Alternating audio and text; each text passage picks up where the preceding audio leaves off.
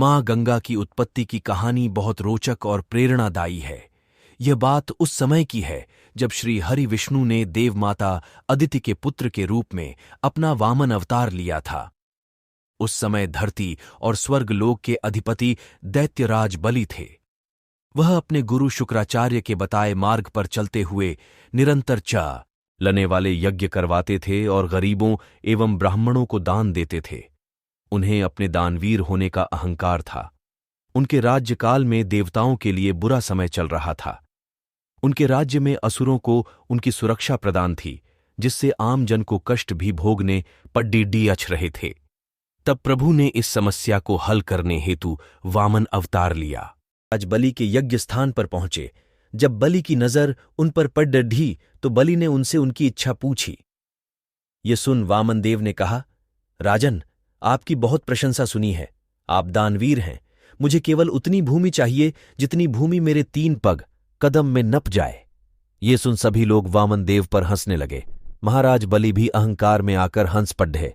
फिर हाथ जोड़कर वामन देव से और भी कुछ मांगने का आग्रह किया, परंतु वामन देव 3 पग भूमि पर अड्ढे रहे।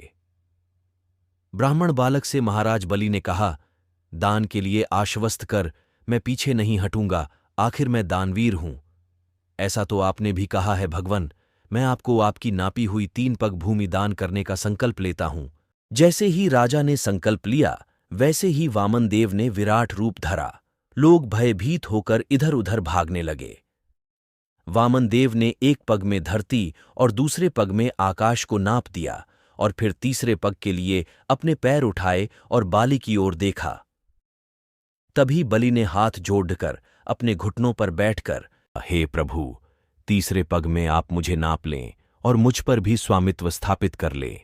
यह रहा मेरा मस्तक आपकी सेवा में, आप मेरे मस्तक पर पग धरें।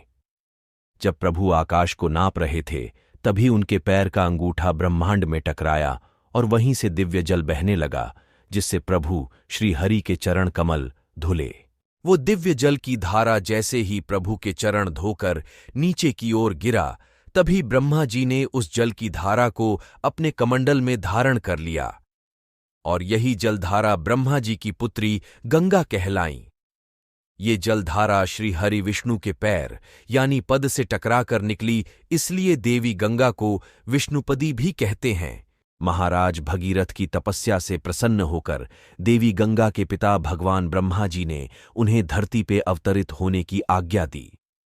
किंतु देवी गंगा की जलधारा के वेग को सहने की क्षमता धरती में नहीं थी, इसलिए कैलाशपति प्रभु शिव ने उन्हें अपने जटाओं में धारण किया और इसलिए देवादिदेव महादेव को गंगाधर भी कहते हैं।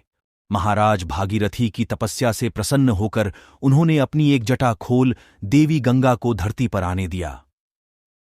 गंगा ने धरती पर आकर भागीरथी के पूर्वजों को मुक्ति दी और गंगा की सकारात्मक ऊर्जा से पूर्ण अमृततुल्य जलधारा मनुष्यों के लिए कल्याणमयी सिद्ध हुई।